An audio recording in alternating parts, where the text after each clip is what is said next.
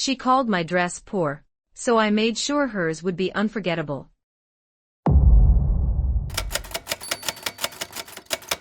The clock ticked, a steady echo in the quiet room. Dawn was still hours away, but my hands wouldn't stop. They were guided by memory. Each pass of the needle through the ivory fabric was a promise I'd made long ago. A promise to my 6-year-old girl after her father, Kofi, was taken from us. A promise that I would never let her go hungry, that I would build a world for her with my own 2 hands.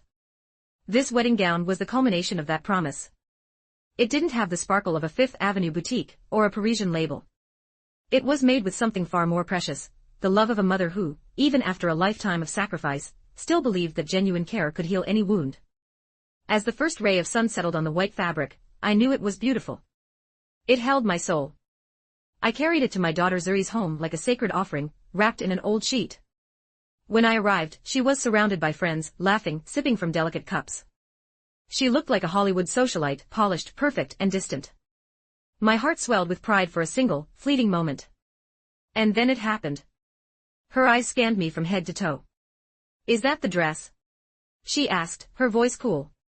I nodded, smiling, and carefully unwrapped my treasure. She looked at it for only a few seconds. Then, a sneer twisted her lips. "This looks like something a poor person would wear." Her friends giggled.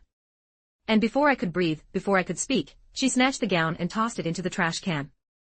"I'm not getting married dressed like a seamstress, Mom." The air left my lungs. I felt the words like a physical blow. I didn't say a thing. I just gathered my broken pride from the floor and walked out, the sound of their laughter chasing me into the cold morning sun. I walked home, my vision clouded. The gown was all I could see, every stitch now burning like an open wound.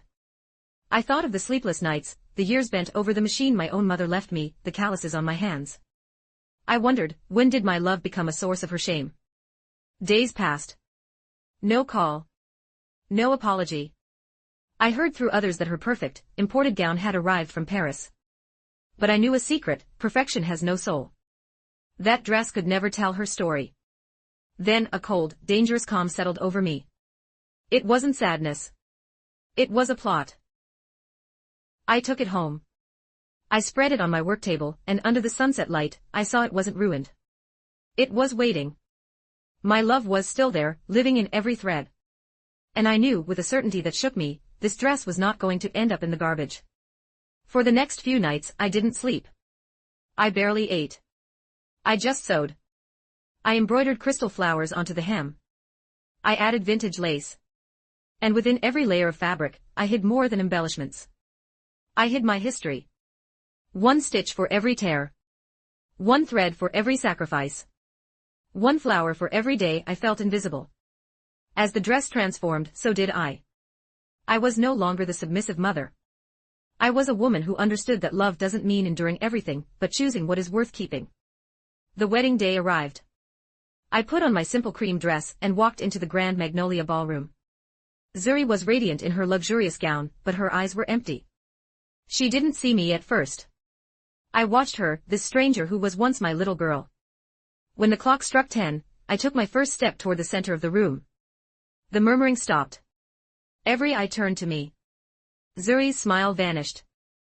I walked right up to her, and in front of everyone, I pulled the restored gown from a white linen bag. It sparkled under the lights, breathtaking. "Mom, what are you doing?" she whispered, her face pale. "I only came to give you back something that belongs to me," I said, my voice steady. "The dress you rejected. But it's beautiful now, isn't it?" I held it high. This dress was not sewn with money, but with sacrifice. With the nights I didn't sleep. Every thread carries my story. Every stitch, my name. She fell to her knees, crying. "Mom, please stop." "No, daughter," I replied. "Stop is what I told myself when I saw you feel ashamed of me. Today, I didn't come to complain. I came to remind you of where you come from." And then, the applause started. Tentative, then stronger, until the whole room was clapping. They weren't applauding me. They were applauding the truth. I looked at my weeping daughter. "There is no shame in being humble," I whispered, just for her. "The shame is in forgetting who taught you how to fly." I turned. I walked out of that ballroom with my head high, the gown in my hands. Each step was a stitch, closing the wound for good. But that was only the beginning of the story. Because what no one knew, not even Zuri, was that I had sewn secrets into the lining of that dress. Small, handwritten notes. Fragments of my soul. A hidden truth that would soon unravel a web of lies connecting my past, my late husband, and the wealthy mother of the groom in a way I never could have imagined. The real lesson was yet to come.